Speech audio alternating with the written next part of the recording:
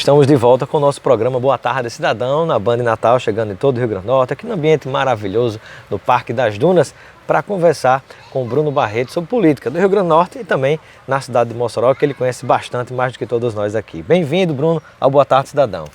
Boa tarde, Robson Carvalho, boa tarde, telespectadores da Band Natal. Estou à sua disposição para responder sobre a nossa política. Muito bem, vamos iniciar com o Rio Grande do Norte, falando um pouquinho sobre a visão que você tem em relação a esses primeiros momentos, os primeiros 9 meses do governo de Fátima Bezerra, frente a esses desafios que o Rio Grande do Norte tem apresentado. Olha, Robson, eu não esperaria outro desempenho, outra situação de dificuldade que não fosse essa. A governadora recebeu o estado com 4 folhas em aberto. Ninguém fabrica dinheiro, ela não faz mágica. Então, minha mãe não dá em árvore, né? Não é folha, né? Exatamente, ela não tinha como resolver 4 folhas de pagamento em 8 meses. Há uma ansiedade de parte dos servidores, há uma má vontade de um setor da sociedade que não aceita uma governadora do PT. Tudo isso aí também não pode servir como desculpa. A governadora, ela precisa dar respostas. Até aqui tem muito diálogo e isso é uma quebra de paradigma por parte da governadora Fátima Bezerra, porque antes os servidores tinham uma dificuldade muito grande para serem recebidos na governadoria. Hoje há muitas reuniões com a presença dela, não poderia ser diferente, até porque ela tem origem sindical, seria uma traição à história, à biografia dela, ela tinha que fazer isso. Então há uma quebra de paradigma. O que eu sinto falta, o que me gera incômodo, é a falta de uma atitude mais enérgica por parte da governadora para resolver esta questão. Ela está esperando que a reforma da Previdência seja feita em nível nacional, quando a gente já sabe que tem algumas coisas que ela já poderia resolver por aqui. Ela tem um respaldo maior do que outros para tomar algumas medidas impopulares. Até aqui, ela não tem tomado. E muitas vezes, quando ela tentou tomar, acabou recuando. E muitas vezes ela acertou nos recuos. Outras não. Outras ela deveria ter mantido. Mas eu entendo que a governadora Fátima Bezerra, ela tem um avanço, traz esse avanço do diálogo, mas ela deveria ter tomado algumas medidas mais enérgicas, algumas medidas mais duras, para que o Rio Grande do Norte saia dessa situação. Ô Bruno, e na sua avaliação, mesmo diante do quadro do Rio Grande do Norte, se algumas medidas forem tomadas de modo até mais enérgico, aproveitando esse primeiro momento ainda de governo, na sua avaliação, é possível sair dessa crise sem alguma conexão com o governo federal ou com medidas que, por exemplo, em relação à questão dos royalties e tantas outras que tentem melhorar a situação dos estados do Brasil, como é o caso também do próprio Rio Grande do Norte? Olha, a governadora iniciou a gestão meio que ainda apegada àquele estilo dela como parlamentar, de não querer papo com o governo, de não aceitar dialogar. Eu até na época escrevi no meu blog que a governadora precisava calçar as sandálias da humildade. E eu entendo que ela fez isso. Na última segunda-feira ela recebeu o vice-presidente Hamilton Mourão de braços abertos, abraçou, recebeu ele, tomou café da manhã. Acho que, aliás, foi um gesto de civilidade importante, tanto por parte da governadora como por parte do general Mourão, que é isso que se espera numa república. Diferente do presidente Jair Bolsonaro, o general Mourão ele tem uma postura mais institucional, que é o que deve ser feito pelas pessoas públicas. A governadora ela tem se reunido constantemente com vários ministros do governo de Jair Bolsonaro. Então, ela está fazendo o que tem que fazer. A própria equipe também tem se reunido com diversos setores. Neste aspecto, ela está fazendo o que tem que fazer. Qual é a grande questão do Rio Grande do Norte? A gente precisa entender a diferença entre orçamento e financeiro. O orçamento é aquilo que está previsto para ser gasto. O financeiro é o dinheiro em si. Se você tem orçamento, mas não tem financeiro, você não executa. Nem sempre aquele dinheiro que você espera chegar, ele chega, né? E o grande problema do Rio Grande do Norte é a questão do desenvolvimento econômico. Porque o Estado precisa gerar receitas. Se o Estado não gera receitas, ele não tem orçamento. Se ele não tem orçamento, ele se amarra com a questão dos servidores na lei de responsabilidade fiscal. Então, o Rio Grande do Norte passa por esse problema. É um problema complexo. Não é simples de resolver. Se o Estado aumentar essas receitas, ele poderia contratar mais servidores. Se ele pudesse contratar mais servidores, ele resolveria a questão previdenciária. Porque a principal solução para a questão previdenciária do Rio Grande do Norte é o chamado, entre aspas, dinheiro novo. E o dinheiro novo só vem com contratação de novos servidores. E o Estado não pode contratar por causa que ele ultrapassou em muito. E ainda tem que pagar, inclusive, quem está devendo, né? Que é a turma atual. Pois é, só aumentando receitas. E para aumentar receitas tem que trazer divisas. Qual o problema? Petrobras está saindo do Estado. O desmonte da Petrobras no Rio Grande do Norte. Aquela notícia de que outros grupos iriam investir lá na cidade de Mossoró, na sua região, isso aí não ligou, não? Aquilo ali é muito bom. Está previsto para ainda esse ano iniciar os trabalhos da PetroRecôncavo, que aqui em Mossoró vai ser EIP Potiguar, alguma coisa assim. Mas a empresa PetroRecôncavo, né? A empresa que ganhou. A PetroRecôncavo, ela tem experiência em resgatar a produção de petróleo em poços maduros, que é o caso da maioria dos poços lá do entorno de Mossoró. Qual o problema? Essa empresa vem com outra lógica. Ela vai gerar emprego? Vai. Mas não vai gerar a quantidade de empregos que a Petrobras gerava. Como era antes, né? Como era antes. Ou seja, vai ser um paliativo, não vai ser uma solução. A Petrobras tinha um compromisso com o desenvolvimento econômico e social do país. É uma empresa estratégica para o país. Já a outra empresa privada, o compromisso é com lucro, né? Independente da quantidade de emprego, não haverá compromisso com o desenvolvimento do país, nem de Mossoró, nem do Rio Grande do Norte. Olha, duas coisas que foi bacana por parte da PetroRecôncavo. Ela vem para ganhar dinheiro, ela vem para lucrar. Ela não vem com o mesmo objetivo, com as mesmas preocupações sociais da Petrobras, mas ela tomou pelo menos duas decisões simpáticas. Uma, ela colocou a sede dela no Rio Grande do Norte, em Mossoró, ou seja, tudo que foi arrecadado de impostos o faturamento vai ficar por lá.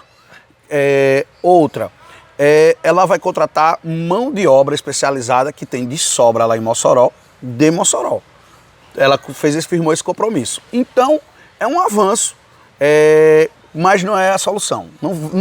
Ninguém se iluda, eles deixaram bem claro também lá, o pessoal da empresa, que ninguém se iluda que não vai ser a mesma coisa, porque não vai.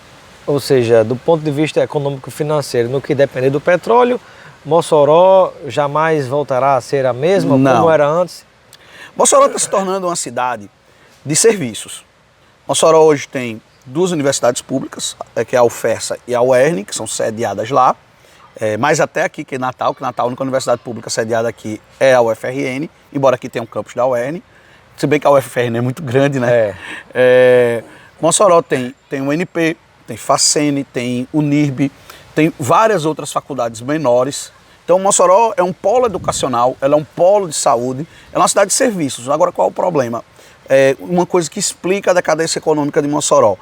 Mossoró é uma cidade, ao optar por trocar agronegócio e serviços, Mossoró optou, aliás, ao optar trocar agronegócio e petróleo por serviços, Mossoró acabou perdendo receitas e acabou deixando de circular dinheiro, porque os serviços, ele gera menos salários mais baixos. Até na hora que você pensa quando você considera no mundo inteiro países desenvolvidos, o sinônimo de desenvolvimento é a industrialização. Tanto que muitas vezes a referência é países desenvolvidos e países, países industrializados e países subdesenvolvidos.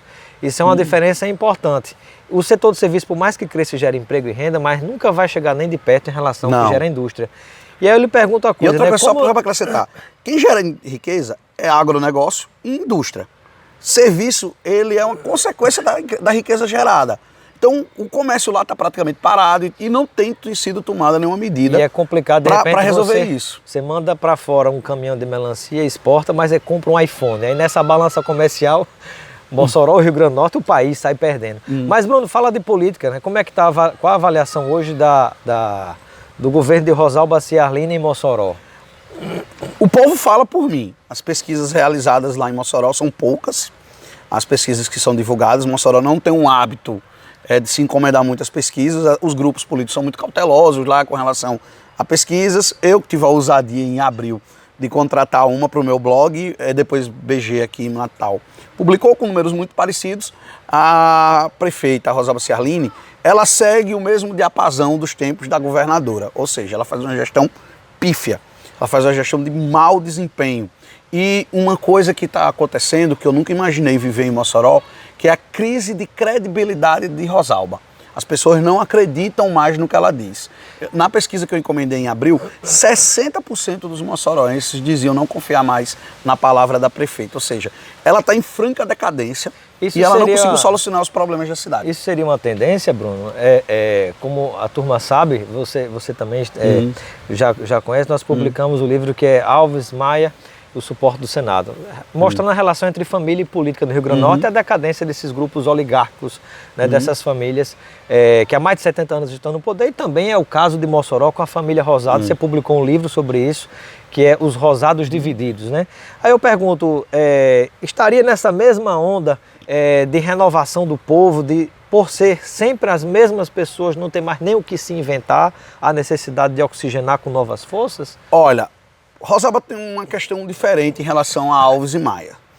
Você não conhece uma militância apaixonada por Garibaldi. Você não conhece uma militância apaixonada por José Agripino.